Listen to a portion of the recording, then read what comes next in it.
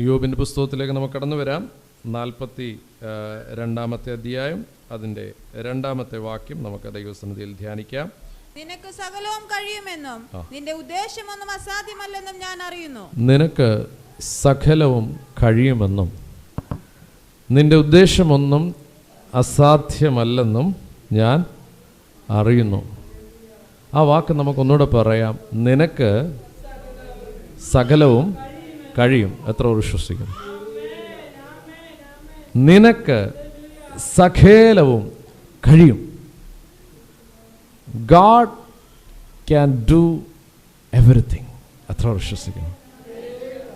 God can do everything. ദൈവത്തിന് സകലവും കഴിയും. ഇന്ന് പകലിൽ അവൻ സർവശക്തനായ ദൈവത്തിൻ്റെ പാദപീഠത്തിൽ കടന്നു വന്നിരിക്കുന്ന എന്നോടും നിങ്ങളോടും ദൈവത്തിൻ്റെ പരിശുദ്ധാത്മാവ് ഈ പ്രാരംഭ നിമിഷത്തിൽ അർപ്പിക്കുകയാണ്. ദൈവത്തിന് അസാധ്യമായത് ഒന്നുമില്ല. ഹല്ലേലൂയ. അവൻ ദൈവത്തിന് സകലവും കഴിയും. Everything is possible with God. ദൈവജനത്തിൽ നാം ഒത്തിരി ഇടങ്ങളിൽ കാണുന്നൊരു പദമാണ് ഹല്ലേലൂയ. ആമേൻ, സ്തോത്രം. ഇന്ന് പകലിൽ ആമേൻ നാം ധ്യാനിപ്പാൻ ആഗ്രഹിക്കുന്നത് ആമേൻ ദൈവത്തിന് ആമേൻ സ്തോത്രം ചെയ്യാൻ കഴിയുന്ന മേഖലകളിൽ ചിലത് നാം ചിന്തിക്കാൻ ആഗ്രഹിക്കുക. ഹല്ലേലൂയ. ആമേൻ. ഇവിടെ ഇയ്യോബിൻ്റെ പുസ്തകത്തിൽ നിന്നാണ് നാം ഈ ഭാഗം ധ്യാനിച്ചത്. ഇയ്യോബ് പറയുകയാ, ഇയ്യോബ് തിരിച്ചറിയുകയാ, God can do everything. അത് ഇയ്യോബിൻ്റെ പുസ്തകം 42-ാം അധ്യായം. ആമേൻ. ഇയ്യോബിൻ്റെ പുസ്തകത്തിൻ്റെ അവസാന അധ്യായത്തിലാണ് ഈ വാക്യം, അല്ലേ? 42 അധ്യായങ്ങളുള്ള പുസ്തകമാണ് ഇയ്യോബിൻ്റെ പുസ്തകം. തിരുവചനത്തിലെ 18-ാമത്തെ പുസ്തകമാണ്. ബൈബിളിലെ 18-ാമത്തെ പുസ്തകമാണ്. അതുമാത്രമല്ല 5 കാവ്യഗ്രന്ഥങ്ങളിൽ ആദ്യത്തേതാണ്. ഹല്ലേലൂയ. ആമേൻ, സ്തോത്രം. ഇയ്യോബിൻ്റെ പുസ്തകത്തെക്കുറിച്ച് പറയുകയാണെങ്കിൽ അതിപ്രാചീന ഗ്രന്ഥമെന്നാണ്. അബ്രഹാമിന് സമകാലീനനായി ജീവിച്ച ഒരു മനുഷ്യനാണ് ഇയ്യോബെന്നും ചരിത്ര പുരുഷനാണ് ഇയ്യോബെന്നും നാം കേട്ടിട്ടുണ്ട്. ഇയ്യോബിൻ്റെ ജീവിതത്തിൽ സംഭവിച്ച കാര്യങ്ങളെക്കുറിച്ചൊക്കെ നാം പലപ്പോഴും കേൾക്കാറുണ്ട്. ഒരു ദൈവ പൈതലിൻ്റെ ജീവിതത്തിൽ സംഭവിക്കുന്ന കാര്യങ്ങൾ നന്മയ്ക്കാക്കി തീർക്കുമെന്നതിനുള്ള ഒരു ഉത്തമ ഉദാഹരണമാണ് ഇയ്യോബ്. ഹല്ലേലൂയ. നമുക്കറിയാം, ഏറ്റവും കൂടുതൽ പ്രതിസന്ധികൾ അനുഭവിച്ച ഒരു ജീവിതമാണ് ഇയ്യോബിൻ്റെ ജീവിതം. അങ്ങനെയെങ്കിൽ ഇന്ന് പകലിൽ ഇയ്യോബിൻ്റെ ജീവിതത്തിൻ്റെ അടിസ്ഥാനത്തിൽ നാം ചില കാര്യങ്ങൾ ചിന്തിക്കാൻ പോകുകയാണ്. ഹല്ലേലൂയ. വളരെ ശ്രദ്ധയോടെ നമുക്ക് ദൈവസന്നിധിയിലായിരിക്കാം. നാം അവിടെ നിന്ന് മനസ്സിലാക്കേണ്ടതൊരു കാര്യം, ജീവിതത്തിൽ എത്ര വലിയ പ്രതിസന്ധികൾ നേരിട്ടാലും ദൈവത്തോടൊപ്പം ജീവിക്കുന്നൊരു ദൈവ പൈതലാണോ ഞാനും നിങ്ങളുമെങ്കിൽ അതിനെ നന്മയ്ക്കാക്കി തീർക്കുന്ന, അതിനെ അനുഗ്രഹമാക്കി തീർക്കുന്ന, അതിനെ വിടുതലാക്കി തീർക്കുന്ന, അതിനെ ദൈവിക മറുപടിയാക്കി തീർക്കുന്ന ഒരു ദൈവത്തിൻ്റെ പ്രവൃത്തിയുടെ കരം ആമൻ തൻ്റെ ഭക്തന്മാർക്ക് വേണ്ടി വെളിപ്പെടുമെന്നുള്ളതിൻ്റെ ഉത്തമ ഉദാഹരണമാണ് ഇയ്യോബ് എന്ന വ്യക്തിത്വം. സ്തോത്രം. ഹല്ലേലൂയ. ഇവിടെ ഇയ്യോബ് പറയുക ദൈവത്തിന് സകലവും കഴിയും. ഞാൻ പറഞ്ഞല്ലോ 42-ാമത്തെ അധ്യായത്തിലാണ് ഇത് പറയുന്നത്, അവസാനത്തെ അധ്യായത്തിലാണ് പറയുന്നത്. അപ്പോൾ അതുവരെയുള്ള അധ്യായങ്ങളിൽ എന്താ നടന്നത്? ആമേൻ, സ്തോത്രം. ഒന്ന് ചിന്തിക്കുകയാണെങ്കിൽ, ആ ഇയ്യോബിൻ്റെ പുസ്തകത്തിൻ്റെ ഒരു സംഗ്രഹം നാം ചിന്തിക്കുകയാണെങ്കിൽ 1-2 അധ്യായങ്ങളിൽ ഇയ്യോബ് എന്ന വ്യക്തിയെ പരിചയപ്പെടുത്തുക. ഇയ്യോബിൻ്റെ വീട്, ഇയ്യോബിൻ്റെ കുടുംബം, ഇയ്യോബിന് സംഭവിച്ച പ്രതിസന്ധികൾ, നഷ്ടങ്ങൾ, ഇതിനെക്കുറിച്ച് പറയുന്ന അധ്യായങ്ങളാണ് 1-2 അധ്യായങ്ങൾ. 3 മുതൽ 31 വരെയുള്ള അധ്യായങ്ങൾ ഇയ്യോബിൻ്റെ അടുക്കലേക്ക് 3 സ്നേഹിതന്മാർ കടന്നു വന്നു. ആമേൻ. 1 തേമാന്യനായ എലീഫസ്, ആമേൻ. 2 ശൂഹ്യനായ ബിൽദാദ്, 3 നയമാത്യനായ സോഹർ. ആമേൻ, സ്തോത്രം. ഇവർ 3 കടന്നു വന്നിട്ട് ഇയ്യോബിനോട് സംഭാഷിക്കുന്നതാണ്. ഇയ്യോബ് അവരോട് സംവദിക്കുന്നതാണ്. 3 സ്നേഹിതന്മാർ. ആമേൻ. 3-ാമത്തെ അധ്യായം മുതൽ 31-ാമത്തെ അധ്യായം വരെ, 32-ാമത്തെ അധ്യായം മുതൽ 37-ാമത്തെ അധ്യായം വരെ എലീഹു എന്നൊരു വ്യക്തി ഏകപക്ഷീയമായി സംഭാഷിക്കുന്നതാണ്. ഇയ്യോബിനെ കുറ്റപ്പെടുത്തിയും വിമർശിച്ചും ഒക്കെ താൻ പറയുന്ന കുറേ കാര്യങ്ങളാണ് 32 മുതൽ 37 വരെയുള്ള അധ്യായം. ഇനി 38 മുതൽ 41 വരെയുള്ള അധ്യായങ്ങൾ ദൈവം ഇയ്യോബിനോട് സംസാരിക്കുന്നതാണ്. ദൈവത്തിന് സ്തോത്രം ചെയ്യാമോ? 38 മുതൽ 41 വരെയുള്ള അധ്യായങ്ങൾ പ്രതിസന്ധികൾ മാത്രമല്ല, ആ പ്രതിസന്ധികളിൽ ദൈവത്തിൻ്റെ ശബ്ദവുമുണ്ടെന്ന് ഹല്ലേലൂയ വ്യക്തമാക്കുന്നതാണ് ഇയ്യോബിൻ്റെ പുസ്തകം. ഹല്ലേലൂയ. ആമേൻ. 1 മുതൽ 1ഉം 2ഉം അധ്യായങ്ങൾ ഇയ്യോബിൻ്റെ ജീവിതത്തിലെ നഷ്ടങ്ങളുടെ കണക്കുകളാണ്. 3 മുതൽ 31 വരെ ഏറ്റവും അടുത്ത സ്നേഹിതർ വീട്ടിൽ വന്ന് ഇയ്യോബിനോട് പറയുന്ന കാര്യങ്ങളാണ്. ആമേൻ. സ്തോത്രം. 32 മുതൽ 37 വരെയുള്ള അധ്യായങ്ങളിൽ അവൻ ഏകപക്ഷീയമായി തനിക്കെതിരെ സംസാരിക്കുന്ന കാര്യങ്ങളാണ്. എന്നാൽ 38 മുതൽ 41 വരെയുള്ള അധ്യായങ്ങളിൽ അവൻ താൻ കേട്ടൊരു ഇമ്പ ശബ്ദമാണ്, താൻ കേട്ടൊരു ദൈവ ശബ്ദമാണ്. അങ്ങനെയെങ്കിൽ ഇന്ന് പകലിൽ അവിടെ നിന്നുകൊണ്ട് ദൈവത്തിന്റെ ആത്മാവിൽ ദൈവജനത്തെ ഉദ്ബോധിപ്പിക്കാൻ ആഗ്രഹിക്കുക. ഈ പ്രഭാതത്തിൽ ആലയത്തിൽ കടന്നു വന്നിട്ടുണ്ടെങ്കിൽ, അവൻ ദൈവസന്നിധിയിൽ ഇരിക്കുന്നുണ്ടെങ്കിൽ, അവൻ ദൈവത്തെ സ്തുതിക്കുന്നുണ്ടെങ്കിൽ, ദൈവത്തെ ആരാധിക്കുന്നുണ്ടെങ്കിൽ, ദൈവത്തിന്റെ നാമത്തെ ഉയർത്തുന്നുണ്ടെങ്കിൽ, അവൻ പ്രതിസന്ധികൾ മാത്രമല്ല, കുറ്റപ്പെടുത്തലുകൾ മാത്രമല്ല, ഏകപക്ഷീയമായ സംഭാഷണങ്ങൾ മാത്രമല്ല, സംവാദങ്ങൾ മാത്രമല്ല, അതിന്റെ അകത്ത് ഇറങ്ങി വന്ന് എന്നോടും നിങ്ങളോടും ഹൃദ്യമായി സംസാരിക്കുന്ന ദൈവത്തിന്റെ ശബ്ദമുണ്ട്. വചനത്തിൽ നാം ഇങ്ങനെ വായിക്കുന്നു, അവൻ എന്നെ വശീകരിച്ച് മരുഭൂമിയിലേക്ക് കൊണ്ടുവന്ന് എന്നോട് ഹൃദ്യമായി സംസാരിക്കും. ഇന്ന് പകലിൽ ഈ മെസ്സേജിന്റെ ആരംഭത്തെങ്കിൽ ദൈവത്തിൽ സമർപ്പണത്തോടെ ഇരിക്കുന്ന ഒരു ദൈവ പൈതലാണെങ്കിൽ, അവൻ നിന്റെ വിഷയത്തെ നോക്കി, നിന്റെ നഷ്ടത്തെ നോക്കി, നിന്റെ പ്രതിസന്ധിയെ നോക്കി, നീ നേരിടുന്ന പ്രതികൂലത്തെ നോക്കി ദൈവത്തിന്റെ പരിശുദ്ധാത്മാ പറയുക, യെസ്, നിന്നോട് ഞാൻ ഹൃദ്യമായി ഇടപെടും. ശബന അതര രഗല ശഖാരിയാന്തന. Praise the Lord. 38 മുതൽ 41 വരെയുള്ള അധ്യായങ്ങൾ ദൈവത്തിന്റെ ശബ്ദം. അവിടെ എന്നാ പറയുന്നത്, ഞാൻ ചുഴലിക്കാറ്റിൽ നിന്ന് അവൻ സംസാരിക്കുന്ന ദൈവമാ, മഹാനക്രത്തെ ചൂണ്ടലിട്ട് പിടിക്കാമോ തുടങ്ങി ഒത്തിരി കാര്യങ്ങൾ വിവരിക്കുന്ന അധ്യായങ്ങളാണ്. 42-ാമത്തെ അധ്യായത്തിൽ, അവസാനത്തെ അധ്യായത്തിൽ, അതിൻ്റെ 1 മുതൽ 7 വരെയുള്ള വാക്യങ്ങളിൽ ഇയ്യോബ് ദൈവത്തോട് ഉത്തരം പറയുന്നതാണ്. അവിടുന്ന് വായിച്ചതാണ് നമ്മുടെ കുറിവാക്യം. അതിനുശേഷമുള്ള 17 വരെയുള്ള വാക്യങ്ങൾ ഇയ്യോബിൻ്റെ ജീവിതത്തിൽ സംഭവിച്ച അനുഗ്രഹങ്ങളാണ്. ആമേൻ. സ്തോത്രം. അവിടുന്ന് ഇയ്യോബ് ദൈവത്തോട് ഉത്തരം പറയുക. ഒരു കാര്യം ഇയ്യോബ് പറയുക, yes God you can do everything. ഇന്ന് പകൽ എത്ര പേർക്ക് പറയാൻ സാധിക്കും, യെസ് ദൈവത്തിന് സകലവും കഴിയും. യെസ് ദൈവത്തിന് സകലവും കഴിയും. ഇയ്യോബ് ചുമ്മാതെ പറഞ്ഞതല്ല, തൻ്റെ ജീവിതത്തിൽ നിന്ന് പറഞ്ഞതാണ്. എന്തൊക്കെയാണ് ഇയ്യോബിൻ്റെ ജീവിതത്തിൽ ദൈവം ചെയ്തത്? അതാണ് നമ്മൾ ചിന്തിക്കാൻ പോകുന്നത്. ആമേൻ. സ്തോത്രം. ഇയ്യോബിൻ്റെ ജീവിതത്തിൽ ദൈവം ചെയ്ത കാര്യങ്ങളെക്കുറിച്ച് 42-ാമത്തെ അധ്യായത്തിൽ അതിന്റെ 10-ാമത്തെ വാക്യം ഒന്ന് വായിച്ചാട്ടെ. ഇയ്യോബ് തന്റെ സ്നേഹിതന്മാർക്ക് വേണ്ടി പ്രാർത്ഥിച്ചപ്പോൾ യഹോവ അവന്റെ സ്ഥിതിക്ക് ഭേദം വരുത്തി. മുമ്പേ ഉണ്ടായിരുന്നതൊക്കെയും യഹോവ ഇയ്യോബിന് ഇരട്ടിയായി കൊടുത്തു. ആമേൻ. ഇയ്യോബ് തന്റെ സ്നേഹിതന്മാർക്ക് വേണ്ടി പ്രാർത്ഥിച്ചപ്പോൾ യഹോവ അവന്റെ സ്ഥിതിക്ക് ഭേദം വരുത്തി. മുമ്പേ ഉണ്ടായിരുന്നതൊക്കെയും യഹോവ ഇയ്യോബിന് ഇരട്ടിയായി കൊടുത്തു. ദൈവത്തിന് സ്തോത്രം ചെയ്യാം. അപ്പോൾ ദൈവത്തിന് എന്ത് കഴിയും? സകലവും സാധ്യമാണ്. അതിൻ്റെ അപ്പുറം മുമ്പേ ഉണ്ടായിരുന്നതൊക്കെയും, ആ വാക്കാണ് ശ്രദ്ധിക്കേണ്ടത്. അപ്പോൾ ഇയ്യോബിൻ്റെ ജീവിതത്തിൽ ഒരു കാലഘട്ടത്തിൽ ഉണ്ടായിരുന്നതൊക്കെയും നഷ്ടപ്പെട്ടു. 1ഉം 2ഉം അധ്യായങ്ങൾ പങ്കുവെക്കുന്നതാ. എന്നാൽ വചനം പറയുകയാ, ആ പുസ്തകം അവസാനിക്കുന്നതിന് മുമ്പ് പറയുകയാ, അതവനുണ്ടായിരുന്നതൊക്കെയും ദൈവം അവന് ഇരട്ടിയായി കൊടുത്തു. ഹല്ലേലൂയ. ഇന്ന് പകലിൽ ദൈവത്തിന്റെ സന്നിധിയിലായിരിക്കും ദൈവവൈതലേ. കഴിഞ്ഞ നാളുകളിൽ ജീവിതത്തിൽ ഉണ്ടായിരുന്ന നന്മകൾ, ഉണ്ടായിരുന്ന അനുഗ്രഹങ്ങൾ, വിടുതലുകൾ, ആരോഗ്യം, സൗഖ്യം, സന്തോഷം, സമാധാനം, അവൻ എവിടെങ്കിലും നഷ്ടപ്പെട്ടിട്ടുണ്ടോ? ഇന്ന് പകൽ അതിനെ നോക്കി പറ, yes my God can give everything double. Hallelujah. എൻ്റെ ദൈവത്തിന് സകലവും കഴിയും. എൻ്റെ ദൈവത്തിന് സകലവും കഴിയും. ഒന്ന് നമുക്ക് പരിശോധിക്കാം. ആദ്യം എന്താ ഇയ്യോബിന് നഷ്ടമായതെന്നറിയാമോ? ആദ്യം നഷ്ടമായത് സമ്പത്താണ്. ഹല്ലേലൂയ.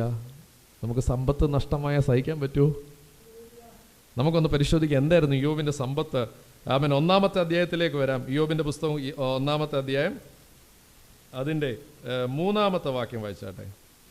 അവന് 7000 ആടും 3000 ഒട്ടകവും 500 ഏർ കാളയും 500 പെൺ കഴുതയുമായ മൃഗസമ്പത്തും ഏറ്റവും വളരെ ദാസജനവും ഉണ്ടായിരുന്നു.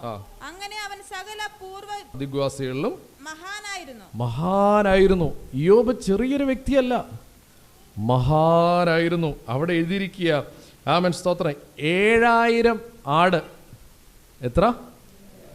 7000 ആട്, 3000 ഒട്ടകം, 500 ഏർ കാള, 500 പെൺകഴുത, ദാസന്മാർ.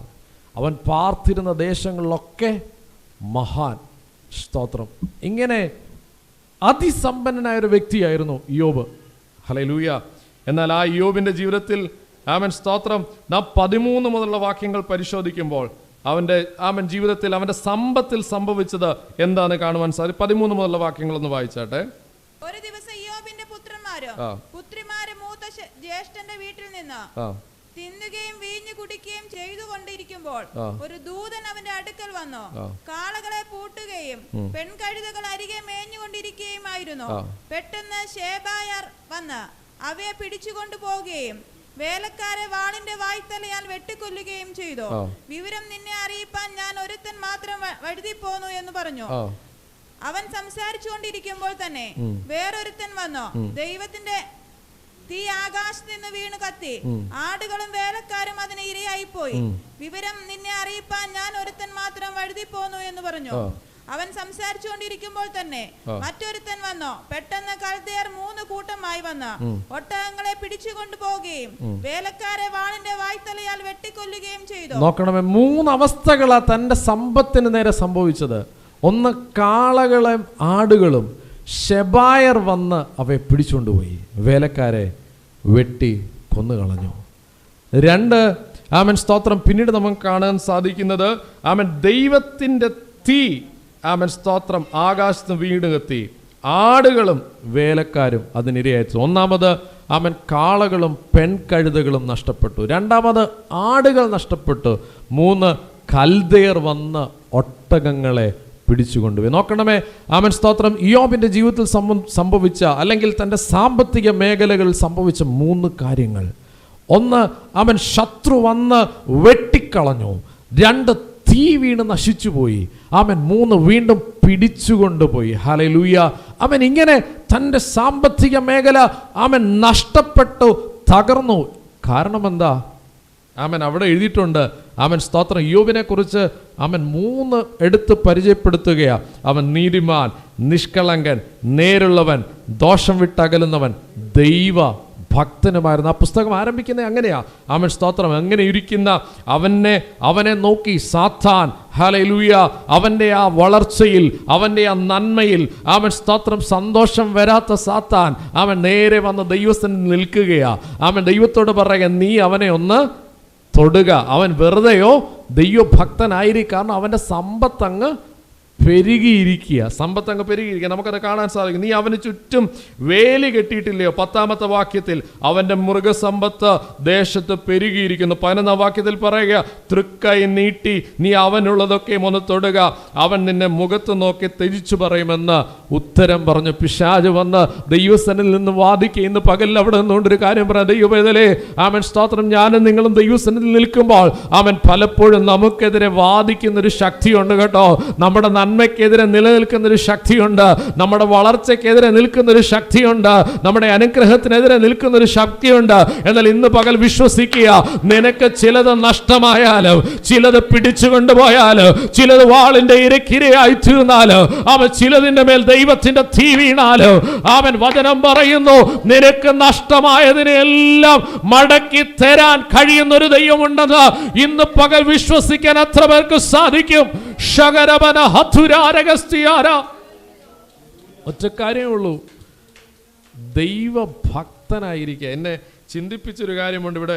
അവൻ സാത്താൻ വന്ന് അവൻ സ്തോത്രം, ഹല്ലേലൂയ, അവൻ ദൈവത്തോട് സംസാരിക്കുമ്പോൾ അവൻ സ്തോത്രം പറയുന്ന 9-ാമത്തെ വാക്യം വായിച്ചിട്ട് 1:9. അതിന് സാത്താൻ യഹോവയോട്, വെറുതെയോ യോബ് ദൈവഭക്തനായിരിക്കുന്നത്? കണ്ടോ, സാത്താൻ വന്ന് ചോദിക്കുക, വെറുതെയോ യോബ് അപ്പോൾ അവന് ഇയ്യോബിനെ കുറിച്ച് കർത്താവ് പരിചയപ്പെടുത്തുന്ന വാക്യമാണ് 8-ാമത്തെ വാക്യം. യഹോവ സാത്താനോട്, എൻ്റെ ദാസന ഇയ്യോബിന്റെ മേൽ നീ ദൃഷ്ടി വെച്ചോ, അവനെ പോലെ നിഷ്കളങ്കനും നേരുള്ളവനും ദൈവഭക്തനും ദോഷം വിട്ടകലുന്നവനും ഇത് മൂന്നും പിശാച് കോട്ട് ചെയ്തില്ല അല്ലേ? നിഷ്കളങ്കനാണെന്ന് പറഞ്ഞില്ല, നേരുള്ളവനാണെന്ന് പറഞ്ഞില്ല, ദോഷം വിട്ടകലുന്നവനാണെന്ന് പറഞ്ഞില്ല. പറഞ്ഞ ഒറ്റ കാര്യമുള്ളൂ, അവൻ ദൈവ ഭക്തനായിരിക്കുന്നു. ഇന്ന് പകലിൽ ഞാനും നിങ്ങളും മനസ്സിലാക്കേണ്ടുന്നൊരു കാര്യമാണ്, എപ്പോഴാണ് നാം ദൈവഭക്തിയോടെ ആയിരിക്കുന്നത് അവിടെയാണ് പിശാചിന് ഇഷ്ടപ്പെടാത്ത മേഖല. മനസ്സിലാക്കണമേ. ആമേൻ, സ്തോത്രം. പലപ്പോഴും നിഷ്കളങ്കന്മാരിവിടെ ഈ ഒത്തിരി പേരുണ്ട് അല്ലേ? നമ്മുടെ സമൂഹത്തിലേക്ക് നോക്കിയാൽ നേരുള്ളവരില്ലേ, നീതിയോടെ ജീവിക്കുന്നവരില്ലേ? ആമേൻ, സ്തോത്രം. എന്നാൽ എവിടെയാ പ്രശ്നം? ദൈവത്തിൻ്റെ നാമത്തിന് വേണ്ടി നിൽക്കുമ്പോൾ, ദൈവത്തെ ആരാധിക്കുമ്പോൾ, ദൈവത്തെ ഭക്തിയോടെ, അതല്ലേ വചനം പറയുന്നത്, ഭക്തിയോടെ ജീവിപ്പാൻ ആഗ്രഹിക്കുന്നവർക്ക് ആമേൻ, സ്തോത്രം, ഉപദ്രവമുണ്ടാകും. ആമൻ, ദൈവത്തിന്റെ ഭക്തിയോടെ ജീവിച്ച ഇയ്യോബിന്റെ നേരെ ആമൻ സാത്താൻ എഴുന്നേറ്റിട്ട് അവന് നേരെ വാദഗതിയുമായി ചെല്ലുകയാ. ആമൻ, സ്തോത്രം. അവന്റെ സമ്പത്തിന്റെ മേൽ കൈവെക്കാൻ തുടങ്ങുകയാ. ഒന്നൊന്നായി നഷ്ടപ്പെട്ടു. കഴുതകൾ നഷ്ടപ്പെട്ടു. ആമൻ, സ്തോത്രം. കാളകൾ നഷ്ടപ്പെട്ടു, ആടുകൾ നഷ്ടപ്പെട്ടു, ഒട്ടകങ്ങൾ നഷ്ടപ്പെട്ടു. എന്നാൽ 42-ാമത്തെ അധ്യായത്തിലേക്ക് വരുമ്പോൾ അവിടെ ദൈവം ചെയ്ത കാര്യം ഒന്ന് വായിക്കാം. 42-ന്റെ 12-ാമത്തെ വാക്യം ആമൻ ഒന്ന് വായിക്കാമോ? 42 യോബിന്റെ പുസ്തകം 42-ന്റെ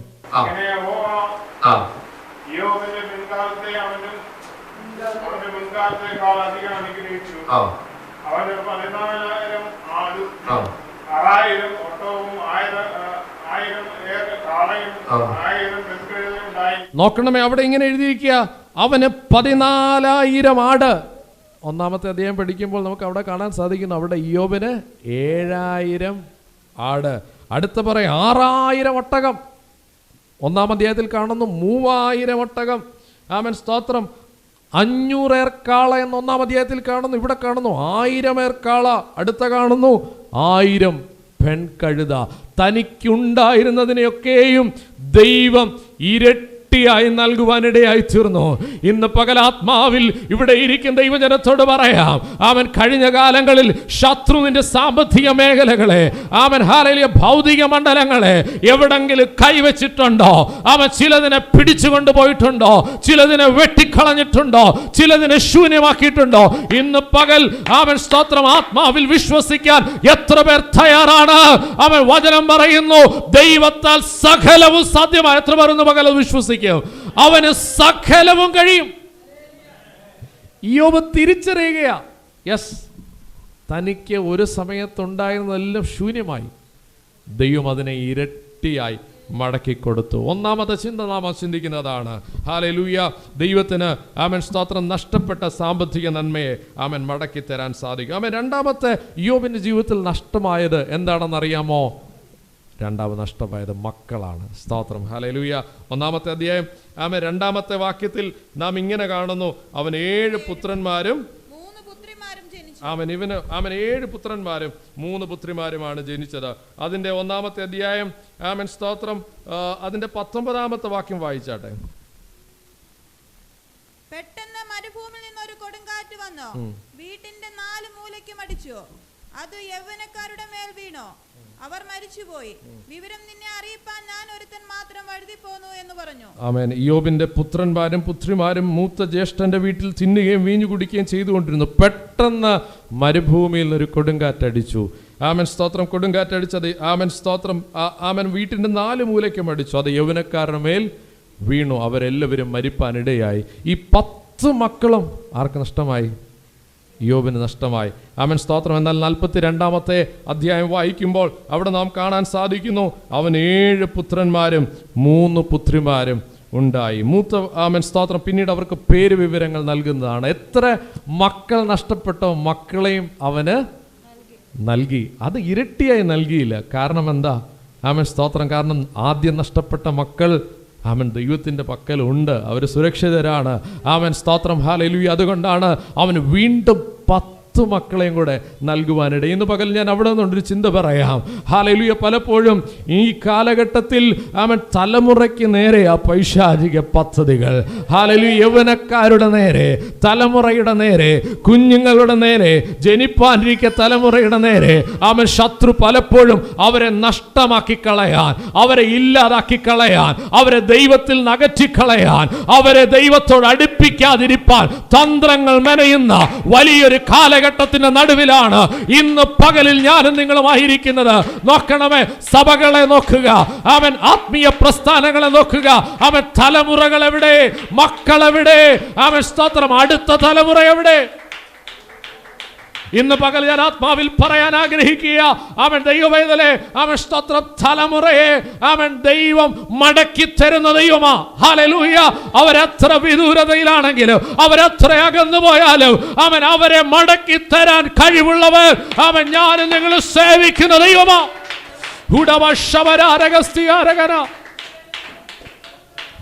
ഇവിടുത്തെ മറ്റൊരു പ്രസ്ഥാനത്തിനും അത് പറയാൻ സാധിക്കത്തില്ല. പക്ഷെ ദൈവം പറയുക, യോബ് തിരിച്ചറിയുക, അവന് സകലവും കഴിയും. ഒരു പക്ഷെ ഒരിക്കലും ലഭിക്കയില്ല എന്ന് യോബ് കരുതിയതായിരിക്കാം, അല്ലേ? ഒരു വീട് വീണ് തൻ്റെ 10 മക്കൾ നഷ്ടപ്പെട്ടു. അതുകൊണ്ടാണ് അവൻ അവിടെ നിന്ന് എഴുന്നേറ്റ്, അവിടെ എഴുതിയിരിക്കുന്ന വസ്ത്രം കീറി തല ചിരച്ച് സാഷ്ടാംഗം വീണ് നമസ്കരിച്ചു. ഇങ്ങനെ പറഞ്ഞു, നഗ്നനായി ഞാൻ എൻ്റെ അമ്മയുടെ ഗർഭത്തിൽ നിന്ന് പുറപ്പെട്ടു വന്നു, നഗ്നനായി തന്നെ മടങ്ങിപ്പോകും. യോബ് തൻ്റെ മക്കൾ നഷ്ടപ്പെട്ടപ്പോൾ ഭാരത്തോടെ പറഞ്ഞതാണ്, ഇനി എനിക്കൊരു പ്രതീക്ഷയില്ല, ഇനി എനിക്കൊരു മറുപടിയില്ല, ഇനി എനിക്കൊരു ഉത്തരമില്ല. എന്നാൽ ആ യോബിന്റെ പുസ്തകം അവസാനിക്കുമ്പോൾ അവനെ കുറിച്ച് എഴുതിയിരിക്കുന്നത് തൻ്റെ മക്കൾക്ക് വേണ്ടി അവകാശം വേർതിരിച്ചു കൊടുക്കുവാൻ ദൈവം അവനെ നിർത്തിയെന്നാണ്. ഇന്ന് പകൽ ആത്മാവിൽ ഞാൻ പറയാ, പ്രിയ ദൈവമേ, ഇന്ന് നീ ഒന്നും കാണുന്നില്ലായിരിക്കാം, ഇന്ന് അവൻ ഒന്നും നിന്റെ മുൻപിൽ ഇല്ലായിരിക്കാം. എന്നാൽ ഇന്ന് നീ വിശ്വസിക്കാൻ തയ്യാറാണോ? ദൈവം നിന്നെ ഉപയോഗിക്കും. ഹല്ലേലൂയ. കാരണം എന്താ? യോബ് തൻ്റെ മക്കൾക്ക് വേണ്ടി പ്രാർത്ഥിക്കുന്നവനായിരുന്നു. യോബ് അവൻ തൻ്റെ മക്കൾക്ക് വേണ്ടി യാഗം കഴിക്കുന്നവനായിരുന്നു. സ്തോത്രം. അവന് നഷ്ടപ്പെട്ട മക്കളെ അവൻ ദൈവം അവന് മടക്കി കൊടുത്തു. ആമേൻ. ഹല്ലേലൂയ. ആമേൻ. അതിനുള്ള ബന്ധത്തിൽ ആമേൻ സ്തോത്രം. മൂന്നാമത്തെ ഒരു കാര്യം പറയാം. ആമേൻ സ്തോത്രം. എന്താണ് അവൻ അടുത്തതായി നഷ്ടപ്പെട്ടത്? മൂന്നാമതായി നഷ്ടപ്പെട്ടത് അവൻ്റെ ആരോഗ്യമാണ്. ഹല്ലേലൂയ. ഹല്ലേലൂയ. ആദ്യം സമ്പത്ത് പോയി, 2 മക്കൾ പോയി, 3 ആരോഗ്യം നഷ്ടപ്പെട്ടു. ആമേൻ സ്തോത്രം. 2-ാമത്തെ അധ്യായം 4-ാമത്തെ വാക്യം വായിച്ചാട്ടെ. സാത്താൻ യഹോവയോട്, ത്വക്കിന് പകരം ത്വക്ക്, മനുഷ്യൻ തനിക്കുള്ളതൊക്കെയും തന്റെ ജീവന് പകരം കൊടുത്തു കളയും. നിന്റെ കൈ നീട്ടി അവന്റെ അസ്ഥിയും മാംസവും ഒന്ന് തൊടുക, അവൻ നിന്നെ മുഖത്ത് നോക്കി തേച്ചു പറയുമെന്ന് ഉത്തരം പറഞ്ഞു. അടുത്ത വാക്യം. യഹോവ സാത്താനോട്, ഇതാ അവൻ നിന്റെ കയ്യിൽ ഇരിക്കുന്നു, അവന്റെ പ്രാണനെ മാത്രം തുടരുത് എന്ന് കൽപ്പിച്ചു. നോക്കണം, ഈ ഓരോ തവണയും സാത്താൻ ദൈവത്തിന്റെ സന്നിധിയിൽ വന്ന് യോബിനെതിരെ വാദിക്കുക. വെറുതെ അവൻ ദൈവഭക്തനായിരിക്കുന്നു, കാരണം അവന്റെ നന്മയാണ്, സമ്പത്താണ്. വെറുതെയാണ് അവൻ ദൈവഭക്തനായിരിക്കുന്നത്, കാരണം അവന്റെ മക്കളാണ്. അവൻ അടുത്ത വന്ന് വീണ്ടും വാദിക്കുക, വെറുതെ അവൻ ദൈവഭക്തനായിരിക്കുന്നത് കാരണം അവന്റെ ആരോഗ്യമാണ്. നീ അവന്റെ ത്വക്കിനെ ഒന്ന് തൊടുക, അവന്റെ അസ്ഥിയും മാംസം ഒന്ന് തൊടുക. എന്നെ ചിന്തിപ്പിച്ചൊരു കാര്യമുണ്ട്. ഈ പിശാച് ഒന്ന് പലവട്ടവും ദൈവത്തോട് പറയും, നീ അവനെ തൊട് തൊട് തൊട് എന്ന് പറഞ്ഞിട്ടൊന്നും ദൈവം തൊട്ടില്ല കേട്ടോ. ഹല്ലേലൂയ. അവൻ ഇന്ന് പകലിൽ ഞാനും നിങ്ങളും മനസ്സിലാക്കേണ്ടുന്നൊരു കാര്യമുണ്ട്. ഹല്ലേലൂയ. പലപ്പോഴും സ്തോത്രം, ശത്രു നമുക്കെതിരെ പല തന്ത്രങ്ങളും ഉപയോഗിച്ച്, തകർത്തു കളയാൻ പ്ലാനുകൾ ഉപയോഗിച്ച്, ഇല്ലാതാക്കാൻ വഴികളെ തേടുമ്പോഴും അതൊന്നും നടക്കാൻ അനുവദിക്കാതെ സ്തോത്രം, പ്രാണനെ ഭദ്രമായി സൂക്ഷിക്കുന്ന ഒരു ദൈവത്തിന്റെ കരത്തിലാണ് ഞാനും നിങ്ങളും എന്ന് ബോധ്യമുള്ളവർ നന്ദിയോടെ ദൈവത്തിന് സ്തോത്രം ചെയ്യാം. ഹല്ലേലൂയ. സ്തോത്രം. അവന്റെ ആരോഗ്യത്തെ തൊട്ടു. സ്തോത്രം. അവിടെ നാം കാണുന്നത് 7-ാമത്തെ അധ്യായം 7-ാമത്തെ വാക്യം, 2-ാമത്തെ അധ്യായം 7-ാമത്തെ വാക്യം ഇങ്ങനെ, അങ്ങനെ സാത്താനെ യഹോവയുടെ സന്നിധി വിട്ടു പുറപ്പെട്ട് യോബിനെ ഉള്ളങ്കാൽ മുതൽ നെറുക വരെ വല്ലാത്ത പരുക്കളാൽ ബാധിച്ചു. അവൻ്റെ ഓട്ടിൻ കഷ്ണം എടുത്ത് തന്നെത്താൻ ചുരണ്ടിക്കൊണ്ട് ചാരത്തിൽ ഇരുന്നു. നോക്കണമേ, അവൻ്റെ അസ്ഥിയെ, മാംസത്തെ, ശരീരത്തെ മുഴുവൻ അങ്ങ് തൊട്ടു. പക്ഷെ അവിടം കൊണ്ട് അവൻ്റെ ആരോഗ്യം പോയില്ല. 42-ാമത്തെ അധ്യായം സ്തോത്രം നാം വായിച്ച് അതിൻ്റെ ഒടുവിലത്തെ ഭാഗം ഇങ്ങനെയാണ്. 16-ാമത്തെ വാക്യം ഇങ്ങനെ, അതിൻ്റെ ശേഷം യോബ് 140 സംവത്സരം. ഒന്ന് സ്വതന്ത്രം ചെയ്യാമോ? അവന്റെ ത്വക്കിനെ തൊട്ടെങ്കിലും, അവന്റെ മാംസത്തെ തൊട്ടെങ്കിലും, ഹല്ലേലൂയ, അവിടം കൊണ്ട് അവന്റെ ജീവിതം അവസാനിച്ചില്ല. ആ സംഭവങ്ങൾക്ക് ശേഷം 140. ഒന്ന് സ്വതന്ത്രം ചെയ്യാമോ? അവൻ ജീവിച്ചിരുന്നു. ഇന്ന് പകലിൽ ഒരു കാര്യം അവിടെ നിന്നുകൊണ്ട് പറയാം, ദൈവവേദനയിലെ എന്നെയും നിങ്ങളെയും കുറിച്ചുള്ള ദൈവിക പദ്ധതി നിറവേറും വരെ, അവൻ വാഗ്ദത്തം നിറവേറ്റും വരെ. അവൻ ഇങ്ങനെയല്ലേ നാം കാണുന്നത്? ആ വചനത്തിൽ ഇങ്ങനെയല്ലേ വായിക്കുന്നത്? ഞാൻ ജീവനുള്ള ഒരു ദേശത്ത് യഹോവയുടെ നന്മ കാണുമെന്ന് വിശ്വസിച്ചില്ലെങ്കിൽ കഷ്ടം. വിശ്വസിക്കണം. അവൻ 140 സംവത്സരം വരെ ജീവിച്ചിരുന്നു. അടുത്ത പദം എഴുതിയിരിക്കുക, അവൻ മക്കളെയും മക്കളുടെ മക്കളെയും 4 തലമുറയോളം കണ്ടു. അടുത്ത പദം എഴുതി ഇങ്ങനെ, യോബ് വൃദ്ധനും കാലസമ്പൂർണനുമായി മരിച്ചു. നോക്കണമേ, പിശാച് പദ്ധതി കിട്ടു. എന്താണ്? ഇവനെ ഇടയ്ക്ക് വെച്ചങ്ങ് തട്ടിക്കളയാ, ഇവനെ ഇടയ്ക്ക് വെച്ചങ്ങ് ഇല്ലാതാക്കാ, ഇവന്റെ ഉച്ചിയും ഉള്ളങ്കാൽ വരെ പരുക്കുകളാൽ പ്രതിസന്ധികളാൽ ബാധിക്കാം. എന്നാൽ ഇന്ന് പകൽ ആത്മാവിൽ ഞാൻ പറയാം, ദൈവവേദനേ, നിനക്ക് ആരോഗ്യം നഷ്ടമായോ? ദൈവത്തിന്റെ വചനം പറയുന്നു, അതിനെ മടക്കി തരാൻ കഴിയുന്നൊരു ദൈവമുണ്ട്. എവിടെ രോഗം ബാധിച്ചിരിക്കുന്നോ അതിനെ സൗഖ്യമാക്കാൻ കഴിയുന്നൊരു ദൈവമുണ്ട്. ഒന്ന്, നഷ്ടപ്പെട്ട സമ്പത്ത് മടക്കി നൽകി, നഷ്ടപ്പെട്ട മക്കളെ മടക്കി നൽകി, നഷ്ടപ്പെട്ട ആരോഗ്യം മടക്കി നൽകി. അടുത്തത് നഷ്ടപ്പെട്ട ബന്ധങ്ങൾ. നോക്കണമേ, അവൻ സ്തോത്രം, അവന് ദേഹം മുഴുവനും പരുക്കളാൽ ബാധിച്ചപ്പോൾ അടുത്ത പാദത്തിൽ ഭാര്യ പറയുന്നൊരു കാര്യമുണ്ട്. അവന്റെ ഭാര്യ അവനോട്, നീ ഇനിയും നിന്റെ ഭക്തി മുറുകെ പിടിച്ചുകൊണ്ട് ഇരിക്കുന്നുവോ? ദൈവത്തെ ത്യജിച്ചു പറഞ്ഞ് മരിച്ചു കളക. നമുക്ക് അവിടെ കാണാൻ സാധിക്കും എന്താണ് അവന്റെ ബന്ധം. ഏറ്റവും അടുത്ത ബന്ധം പോലും നഷ്ടപ്പെട്ടു അല്ലേ? അവനെ തള്ളിക്കള, നീ പോയി ചാവ്. ഇങ്ങനെയല്ലേ പറഞ്ഞത്? ദൈവത്തെ തള്ളിക്കള. പക്ഷെ ഇയ്യോബിന്റെ പുസ്തകത്തിൽ എങ്ങും എഴുതിയിട്ടില്ല അവൻ ഹല്ലേലൂയ സ്തോത്രം ത്യജിച്ചു കളഞ്ഞത്.